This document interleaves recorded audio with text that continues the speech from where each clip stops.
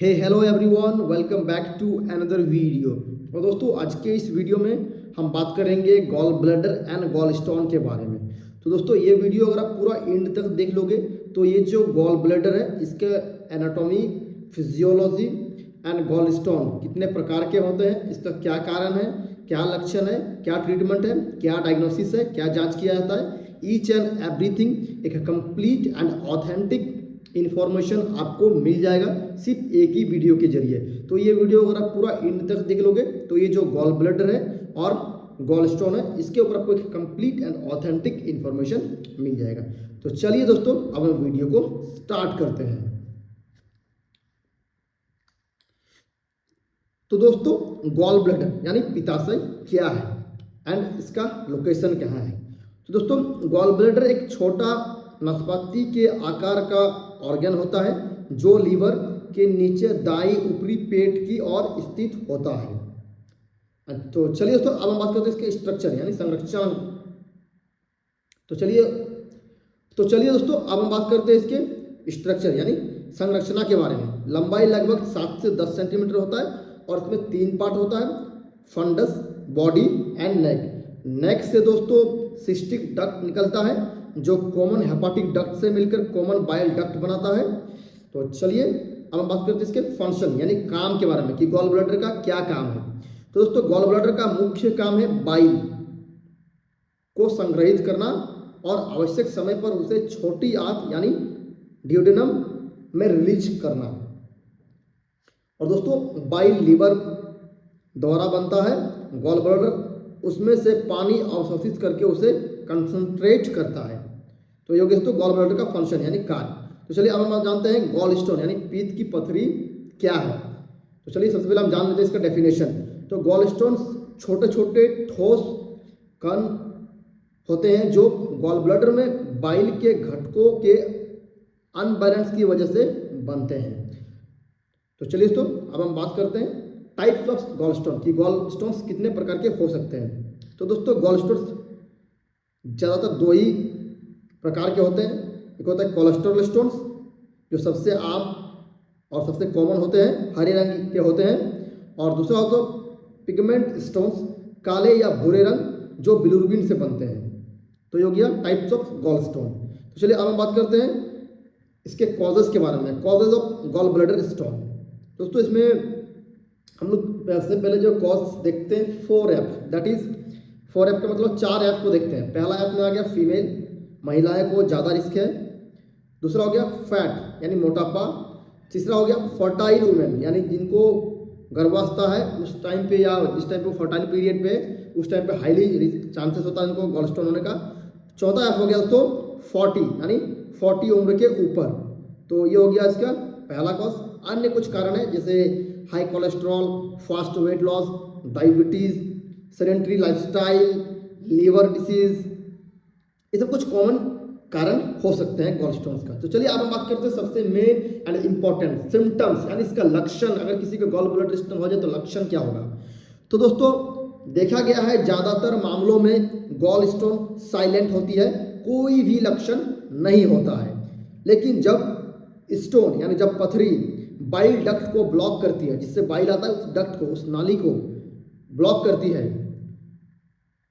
तो लक्षण होते हैं जैसे कि दाईं ऊपरी पेट में तेज बाइलरी, इसको हम कहते हैं मेडिकल टर्म में बाइलरी कॉलिक, दर्द होना। ठीक है, दर्द खाने के बाद बढ़ता है। विशेष रूप से दोस्तों जब आप कुछ तला हुआ, भुना हुआ या एक वर्ड में कहूँ तो अगर कुछ फैटी डाइट आपने लिया हो तो।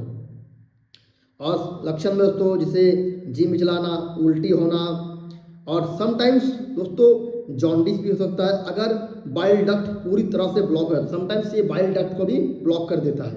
और अगर कोलेसिस्टाइटिस हो जाए तो दोस्तों इससे क्या हो सकता है, बुखार भी आपको आ सकता है। तो दोस्तों ये कुछ सिम्टम्स। तो चलिए दोस्तों, अब हम बात करते हैं इसके डायग्नोसिस यानी इसका क्या जांच आप करा सकते हो अगर आपको लग रहा है, आपको डाउट हो रहा है कि आपको कहीं गॉल ब्लैडर स्टोन तो नहीं है। तो दोस्तों, जो सबसे पहली और सबसे जो सटीक जांच है वो है हमारा अल्ट्रासोनोग्राफी ऑफ अपर एब्डोमेन या होल एब्डोमेन भी करा सकते हो बाकी ऑर्गन्स को देखने के लिए। तो सबसे मोस्ट इंपॉर्टेंट जो टेस्ट होता है वो है अल्ट्रासोनोग्राफी। दूसरा दोस्तों LFT यानी लीवर फंक्शन टेस्ट, अगर ऑब्स्ट्रक्शन है तो बिलिरुबिन बढ़ा हुआ मिल सकता है अगर आपका ऑब्स्ट्रक्शन है तो। तीसरा और चौथा जो सबसे इंपॉर्टेंट जांच होता है दोस्तों, जिसका जनरली कराया नहीं जाता है, बहुत ही कॉम्प्लेक्स या कॉम्प्लिकेशन होने पर ही कराया जाता है, that is CT scan and MRI। तो चलिए दोस्तों अब हम बात करते हैं सबसे जो मोस्ट इंपॉर्टेंट है, दैट इज हमारा ट्रीटमेंट ऑप्शन में क्या होता है। तो दोस्तों मान लीजिए आपको सिम्टोमेटिक स्टोन्स है, यानी अगर आपको जिससे मैंने जो सिम्टम्स बता दिया वो सब सारे सिम्टम्स है, तो दोस्तों इसमें क्या किया जाता है, कोलेसिस्टेक्टोमी। पहला चीज मैं आपको बता दूं कि इसमें मेडिसिन का कोई खास रोल नहीं होता है, ना के बराबर चांस होता है कि मेडिसिन से वो डिजोल्व हो सके। तो इसमें सिर्फ सर्जरी बेस्ट ऑप्शन है, जिसमें हमारा open surgery and laparoscopic surgery दोनों होता है। जो लेप्रोस्कोपिक सर्जरी होता है उसको हम लोग कहते हैं मेडिकल टर्म में कोलेसिस्टेक्टोमी, जिसमें गॉल ब्लैडर को पूरी तरह से निकाल दिया जाता है।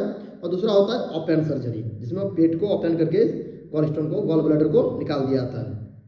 और कुछ मेडिसिन दिया भी जाता है जो कि प्रभावी होते हैं, जैसे हमारा यूडिलिप टैबलेट, जिसका कॉम्पोजिशन है केमिकल सॉल्ट है ऑर्थोडिऑक्सीकोलिक एसिड, ये कोलेस्ट्रॉल स्टोन को घोलने के लिए हेल्प करता है।